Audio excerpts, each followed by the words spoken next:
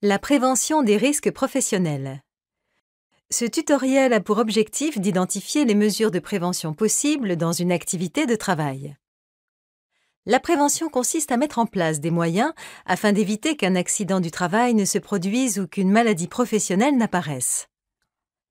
La mise en place des mesures de prévention nécessite de s'appuyer sur les 9 grands principes généraux de prévention qui sont la base de la prévention des risques professionnels en entreprise. Le premier principe consiste à éviter les risques, c'est supprimer le danger ou l'exposition au danger. Le deuxième principe consiste à évaluer les risques qui ne peuvent être évités, c'est apprécier l'exposition au danger et l'importance du risque afin de prioriser les actions de prévention à mener. Le troisième principe consiste à combattre les risques à la source.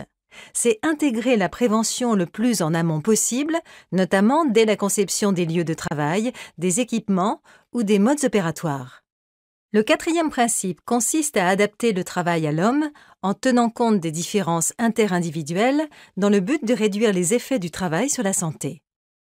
Le cinquième principe consiste à tenir compte de l'évolution de la technique, c'est adapter la prévention aux évolutions techniques et organisationnelles. Le sixième principe consiste à remplacer ce qui est dangereux par ce qui l'est moins. C'est éviter l'utilisation de procédés ou de produits dangereux lorsqu'un même résultat peut être obtenu avec une méthode présentant des dangers moindres. Le septième principe consiste à planifier la prévention en intégrant technique, organisation et conditions de travail, relations sociales et environnement. Le huitième principe consiste à donner la priorité aux mesures de protection collective et n'utiliser les équipements de protection individuelle qu'en complément des protections collectives si elles se révèlent insuffisantes. Le neuvième et dernier principe consiste à donner des instructions appropriées aux salariés. C'est les former et les informer afin qu'ils connaissent les risques et les mesures de prévention.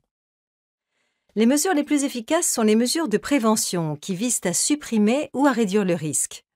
Dans une activité de travail ou une situation de travail, lorsque le danger a été clairement identifié, il faut s'interroger sur sa suppression ou à défaut sa réduction. Prenons l'exemple de la situation de Victor, qui est affecté à un poste de travail où il subit des nuisances sonores dues à la présence d'une machine située à proximité et dont le niveau de bruit relevé est de 95 décibels A.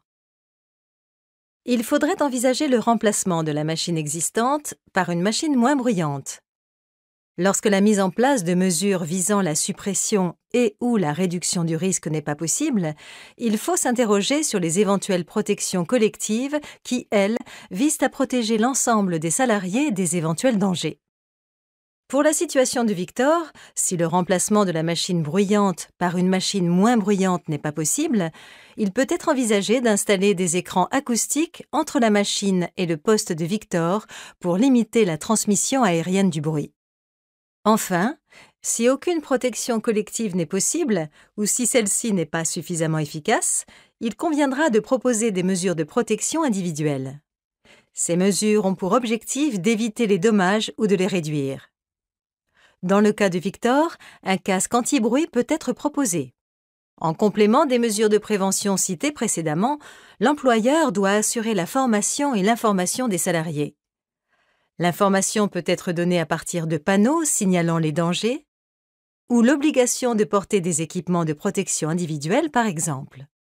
Dans la situation de Victor, il peut être mis en place des panneaux signalant le bruit ou des panneaux imposant le port de casques anti-bruit.